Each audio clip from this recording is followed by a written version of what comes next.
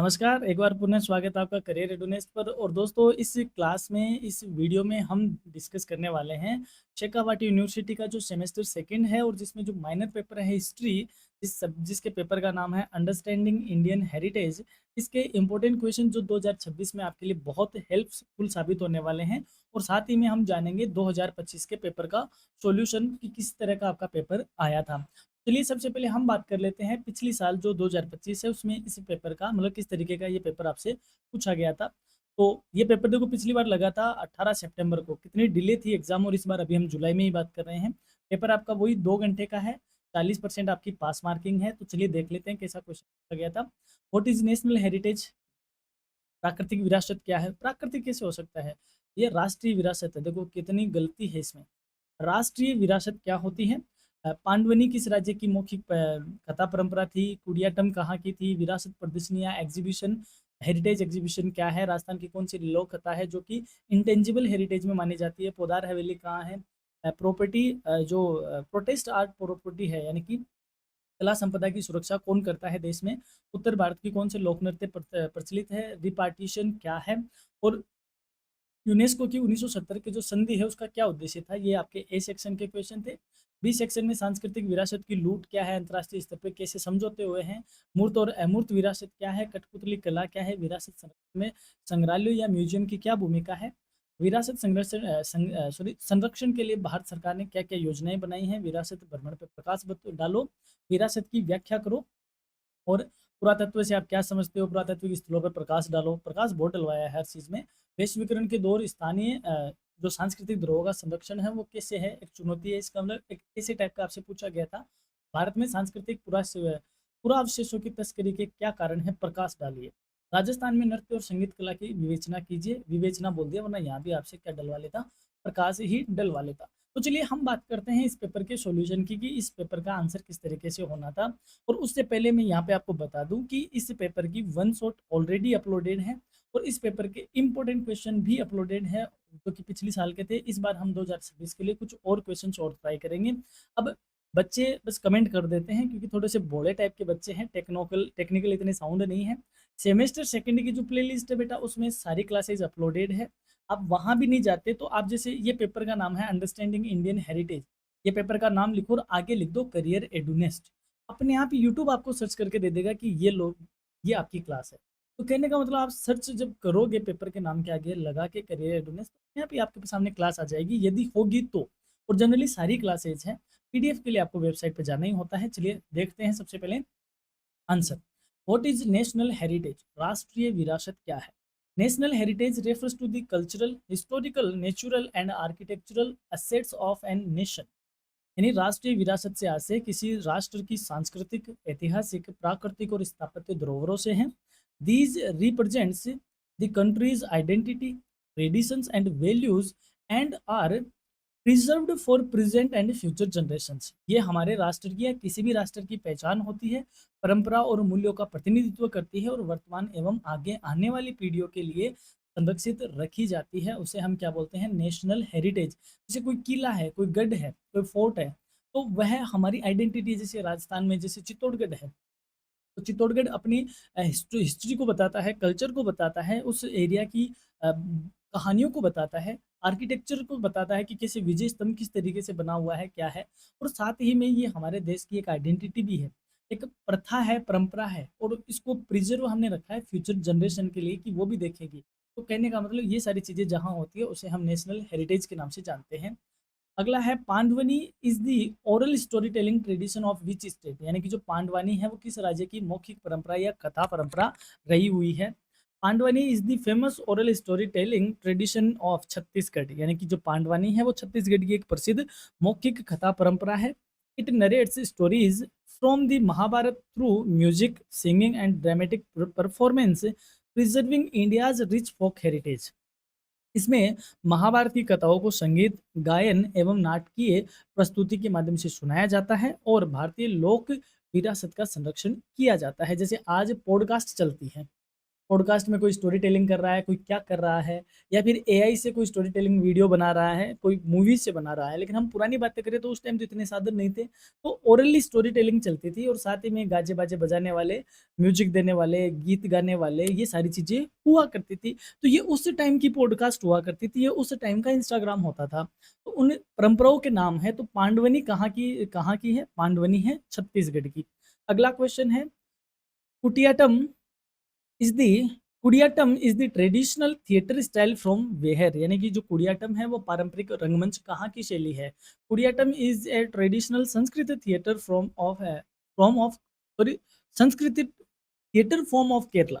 यानी जो कुडियाट्टम है वो केरल की पारंपरिक संस्कृत रंगमंच शैली है। It is one of the oldest living theatre traditions in the world and is recognised by UNESCO as an intangible cultural heritage. यह विश्व की सबसे प्राचीनतम जीवित रंगमंच परंपराओं में से एक है और यूनेस्को द्वारा इसे अमूर्त सांस्कृतिक विरासत के रूप में भी मान्यता प्रदान की गई है। यानी कि इंटेंजिबल धरोहर है हमारा कुडियाट्टम, जो कि संस्कृत में एक जीवित रंगमंच की तरह होता है, जो कि दुनिया की पुरानी में से पुरानी जो थिएटर आर्ट है उसका एक रूप है।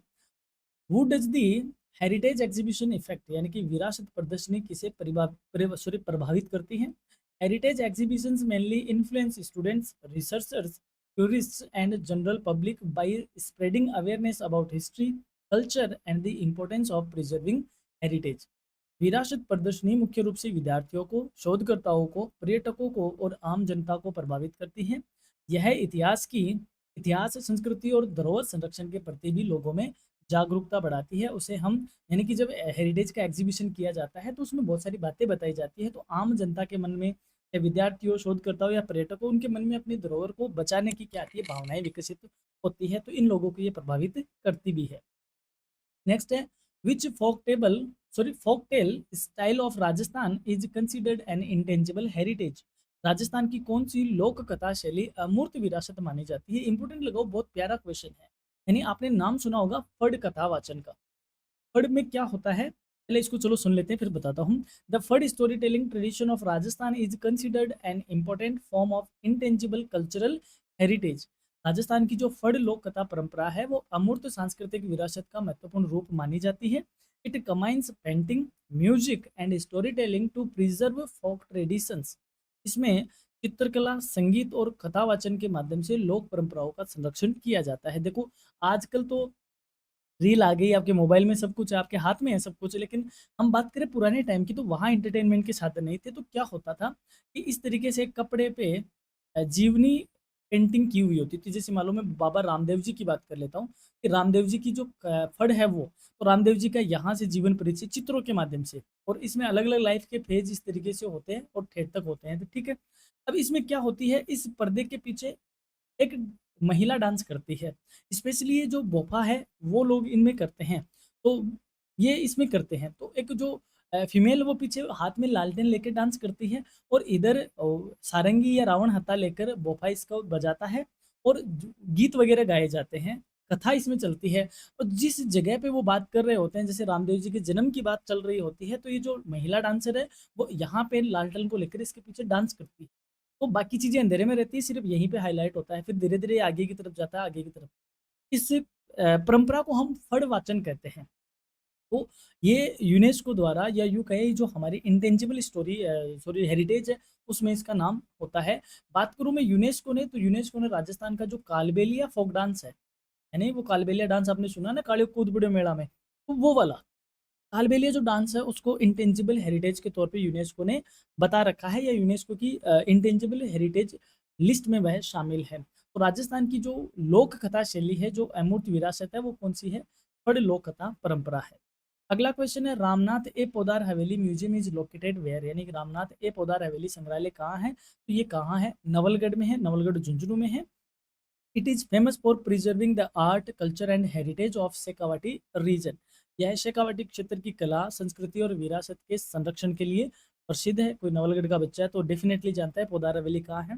Who protects art property in Rajasthan in India? Bharat में कला संपदा की सुरक्षा कौन करता है?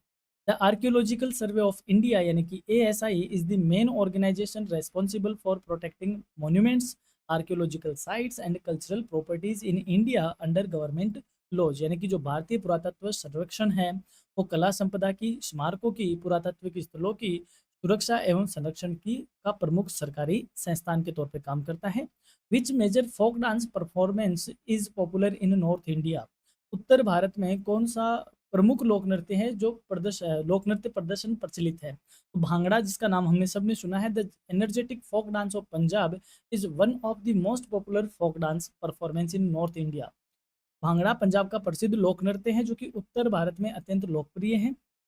It is performed during festivals and harvest celebrations, यानी इसे विशेष रूप से फसल कटाई और विभिन्न त्योहारों के अवसर पर प्रस्तुत किया जाता है। और इसके अलावा राजस्थान के भी है, गुजरात के भी है, मध्य प्रदेश के भी है। तो जो रीजनल फोक डांस है वो भी नॉर्थ इंडिया में काफ़ी फेमस है, जैसे घूमर हो गया, है ना। अपना बात करें तो वो अलग अलग एरिया में अलग अलग है। व्हाट इज रिपेट्रिएशन, रिपेट्रिएशन का मतलब क्या होता है, यानी कि जैसे कोई हमारी विरासत को ले गया, जैसे हम ये कहें कि कोई हमारे यहाँ के शिलालेख को ले गया, किसी मूर्ति को अंग्रेजों के ज़माने में ब्रिटेन ले गए कोई, और आज हम उसे वापस प्राप्त कर रहे हैं कि भाई हमारी कल्चरल हेरिटेज है, हमें वापस दो या हमें वापस चाहिए, जिसे हम क्या कहेंगे, पुनः प्राप्ति कहेंगे, यानी कि रिपाट्रिएशन जिसका नाम होता है। Repatriation means returning cultural objects, antiquities, or human remains to their original country or community from where they were taken illegally or removed. यानी पुनः प्राप्ति का अर्थ है कि सांस्कृतिक वस्तुओं, पुरावशेषों और मानव अवशेषों को उनके मूल देश या समुदाय को वापस लौटाना है जहां से उन्हें अवैध रूप से ले जाया गया था। यानी कि जैसे हमने हिस्ट्री में पढ़ा है कि कई सारे ऐसे अंग्रेज थे जिन्होंने अपने यहाँ से बहुत सारी चीज़ें इलीगली तौर पे ब्रिटेन लेके चले गए, वहाँ म्यूजियम में भी कुछ चीज़ें रखी हुई है, उनको वापस उन्हीं के देश को लौटाना रिपेट्रिएशन कहा जाता है। What is the purpose of the 1970 treaty of UNESCO, यानी कि जो 1970 की संधि है उसका क्या उद्देश्य था। The UNESCO 1970 convention aims to prevent the illegal import, export and trafficking of cultural property and encourages international cooperation of protecting cultural heritage। UNESCO की 1970 की जो संधि है उसका उद्देश्य था कि जो सांस्कृतिक संपदा है उसके अवैध आयात, निर्यात और तस्करी को रोकना था और सांस्कृतिक विरासत की सुरक्षा हेतु अंतर्राष्ट्रीय सहयोग को बढ़ावा देना था। उसके लिए यूनेस्को में एक संधि हुई थी 1970 में, उसे यूनेस्को 1970 की संधि कहा जाता है। तो ये तो वो क्वेश्चन जो पेपर में आपसे पूछे गए थे। अब हम बात करते हैं 2026 के लिए इंपॉर्टेंट क्वेश्चन कौन से रहेंगे। तो पहली यूनिट से बात कर लेते हैं। What is meant by antiquity, पुरावशेष से क्या अभिप्राय है। Antiquity refers to an ancient object, work of art, manuscript, sculpture, coin और other historical material having archaeological, historical और कल्चरल इंपॉर्टेंस। यानी पूरा अवशेष से तात्पर्य ऐसी प्राचीन वस्तु का होना, कलाकृति या पांडुलिपि या मूर्ति, सिक्के या अन्य ऐसी ऐतिहासिक सामग्री से है जिनका पुरातात्विक या ऐतिहासिक या सांस्कृतिक महत्व होता हो, उसे क्या कहते हैं, एंटिक्विटी कहते हैं। जैसे आपके घर में आपने कोई मकान बनाना था, खेत में आपने वहाँ पे कोई नीम वगैरह खोदी और वहाँ पे आपको 300 साल पुरानी कोई मूर्ति मिल के आ गई जो कि किसी डायनेस्टी से जिसका बिलोंग था, या 1000 साल पहले की कोई चीज़ आ गई, उसे हम एंटिक्विटी के नाम से जानेंगे। ऐसा नहीं कि आपको 1970 का एक इंदिरा गांधी से का सिक्का आपको मिल गया, नहीं जिसमें इंदिरा गांधी के क्या है, मोहर है, वह एंटिक्विटी नहीं है क्योंकि उसका कोई हिस्टोरिकल या आर्कियोलॉजिकल उसका इंपॉर्टेंस नहीं है। लेकिन वहीं अगर 1000 साल पहले का कुछ निकलता है, that is called the antiquity.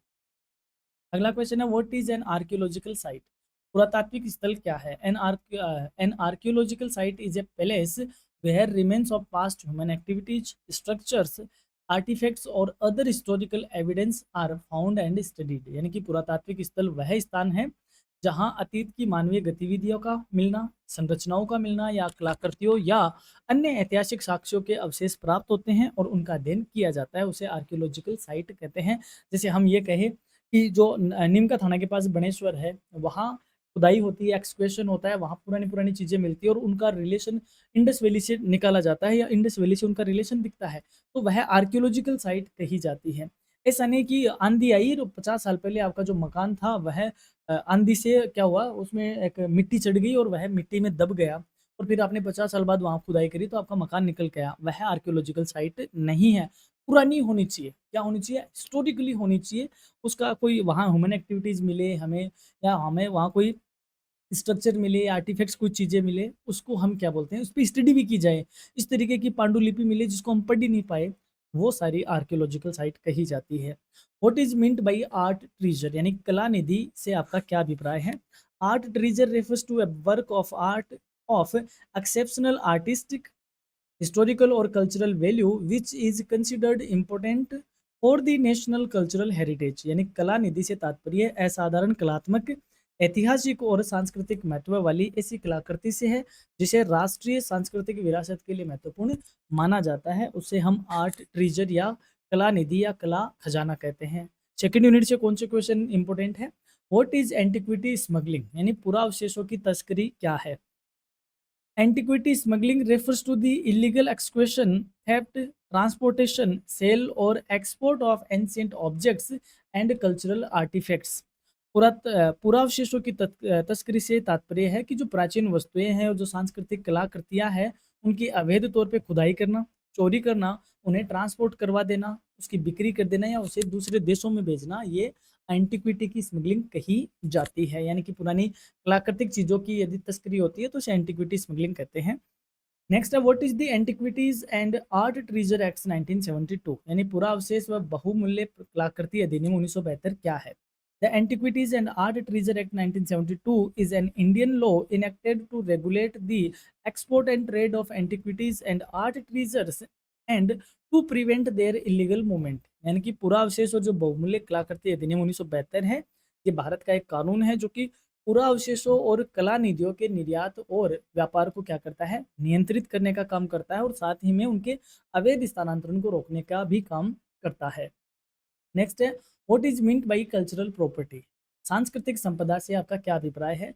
Cultural property includes objects and materials of archaeological, historical, artistic, religious और cultural importance that represent the heritage of a society और नेशन। यानी जो सांस्कृतिक संपदा है उसमें पुरातात्विक चीज़ें, ऐतिहासिक चीज़ें या कलात्मक चीज़ें या धार्मिक और सांस्कृतिक महत्व की वस्तुएं होती हैं और इसमें कई सामग्री इस तरीके की इन्वॉल्व होती है जो कि उस राष्ट्र की या समाज की विरासत का क्या करती है? प्रतिनिधित्व करती है, उसे हम कल्चरल प्रॉपर्टी के नाम से जानते हैं। थर्ड यूनिट की बात करें तो थर्ड यूनिट का पहला क्वेश्चन है what is the archaeological survey of India, यानी एएसआई, भारतीय पुरातत्व सर्वेक्षण क्या है? The archaeological survey of India is the principal government organisation responsible for archaeological research and the protection, preservation and conservation of monuments and archaeological sites in India। भारतीय पुरातत्व सर्वेक्षण भारत का एक प्रमुख सरकारी संगठन है जो कि पुरातात्विक अनुसंधानों को, स्मारकों को और पुरातात्विक स्थलों की सुरक्षा करता है, उनका संरक्षण करता है और उनके परिरक्षण के लिए उत्तरदायी है या ये सारे काम वो करता है। वो संस्था आर्कियोलॉजिकल सर्वे ऑफ इंडिया के नाम से जानी जाती है। व्हाट इज हेरिटेज कंजर्वेशन, विरासत संरक्षण क्या है? Heritage conservation refers to the protection, preservation, and careful management of cultural and historical heritage for present and future generation। विरासत संरक्षण से तात्पर्य है कि वर्तमान और भावी पीढ़ियों के लिए सांस्कृतिक और ऐतिहासिक विरासत की सुरक्षा करना, उनका परिरक्षण करना और सावधानीपूर्वक प्रबंधन करना। जैसे मैं आपसे कहूँ, अगर आपका किसी बच्चे का अल्बर्ट हॉल गया हुआ है, अल्बर्ट हॉल कहाँ है? अल्बर्ट हॉल जयपुर में है। इसको राज्य का ये क्या है? एक तरीके से म्यूजियम है, अजायब घर के तौर पर जाना जाता है।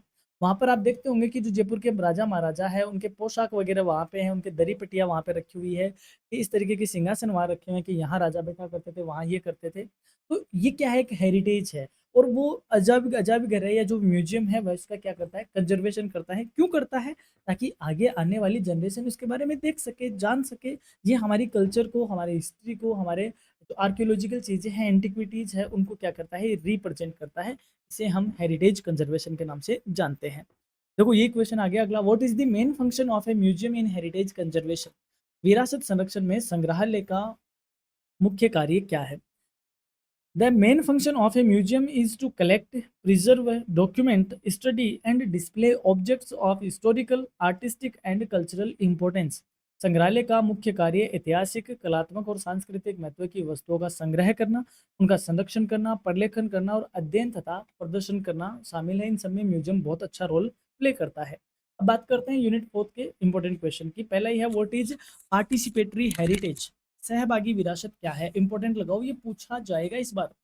Participatory heritage refers to the active involvement of local communities and the public in identifying, interpreting, preserving and presenting heritage। यानी कि सहभागी विरासत से तात्पर्य है कि विरासत की पहचान करना, उसकी व्याख्या करना, उसका संरक्षण करना और उसको प्रस्तुतिकरण में जो स्थानीय समुदाय हैं, स्थानीय लोग हैं, स्थानीय जनता है, उसकी सक्रिय भागीदारी होती है, तो उसे हम पार्टिसिपेटरी हेरिटेज कहते हैं।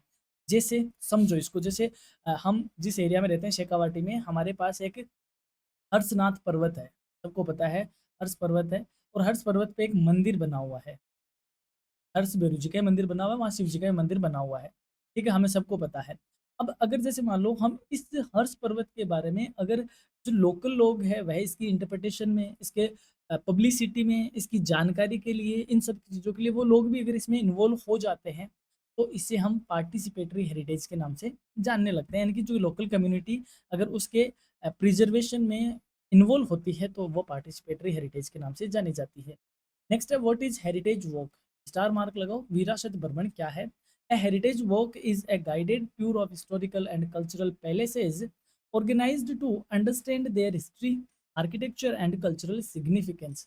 विरासत भ्रमण ऐतिहासिक और सांस्कृतिक स्थलों का एक मार्गदर्शित भ्रमण है जिसका आयोजन उनके इतिहास, स्थापत्य और सांस्कृतिक महत्व को समझने के लिए किया जाता है। यानी कि जब आप जैसे मान लो आप चित्तौड़गढ़ गए, कोमलगढ़ गए, उदयपुर आए, इस तरीके से उस बेल्ट में आप घूम रहे हो और एक ऑर्गेनाइज तरीके से आप पैलेसेस को देख रहे हो, और वहाँ पे आपका साथ कोई गाइड भी है, गाइड मतलब आपको बताने वाला भी है, और या फिर वो गाइडेड टूर है जो कि आपको उनकी हिस्ट्री बताएगा, आर्किटेक्चर के बारे में बताएगा और कल्चरल के बारे में बताएगा, या और उसका कोई जो वो रहा हुआ है इंपॉर्टेंस है उन सब के बारे में बताता है, तो हम इसे हेरिटेज वॉक के नाम से जानते हैं। हेरिटेज वॉक के नाम से इसे जाना जाता है। अगला क्वेश्चन है व्हाट इज हेरिटेज इंटरप्रिटेशन, विरासत व्याख्या क्या है। Heritage interpretation is the process of explaining and presenting the meaning, significance and values of cultural and historical heritage to the public. यानी विरासत व्याख्या है कि सांस्कृतिक और ऐतिहासिक विरासत का अर्थ, महत्व और मूल्यों को जनता के समक्ष समझाने और प्रस्तुत करने की प्रक्रिया को हम हेरिटेज इंटरप्रिटेशन कहते हैं। जैसे मान लो सपोज करो अपने यहाँ पे खाटू श्याम बाबा है ना, लाखों करोड़ों लोग आने लग गए, अब तो ना लाखों लोग आने लग गए। तो अगर आप ये एक तरीके से हालांकि मैं ये तो नहीं कहूँगा कि हेरिटेज इंटरप्रिटेशन, सॉरी, ये तो नहीं कहूँगा कि हेरिटेज उस तरीके से है, लेकिन ये रिलीजियस के पॉइंट ऑफ व्यू से हेरिटेज के तौर पे आप इसको बता सकते हो, एक एग्जाम्पल के तौर पे समझना। और आप वहाँ पे खाटू श्याम जी की दंत कथाएं बताते हो, किंवदंतियाँ बताते हो, एक बहुत भव्य कहानियों के तौर पे स्टोरी टेलिंग करते हो और इंटरप्रिटेशन करते हो अपने उस हेरिटेज के बारे में, तो हम इसे हेरिटेज इंटरप्रिटेशन कहते हैं। यानी कि उसका लोगों के सामने कैसे आप इसको प्रेजेंट कर रहे हो, इसका क्या महत्व है, क्या इसका अर्थ है, क्या इसकी इंपॉर्टेंस है, ये सारी चीज़ें बताते हो, तो हम इसे हेरिटेज इंटरप्रिटेशन के नाम से जानते हैं। जैसे भानगढ़, भानगढ़ बोलते ही आपके माइंड में आ गया हॉरर कि रात को आते हैं वहाँ पे भूत, तो ये क्या है, वहाँ की इंटरप्रिटेशन है, ताकि लोगों में एक क्यूरियोसिटी हो कि यार देखना पड़ेगा, ये मज़ा मैं पूरे देश को देना चाहता हूँ, वो वाली बात है।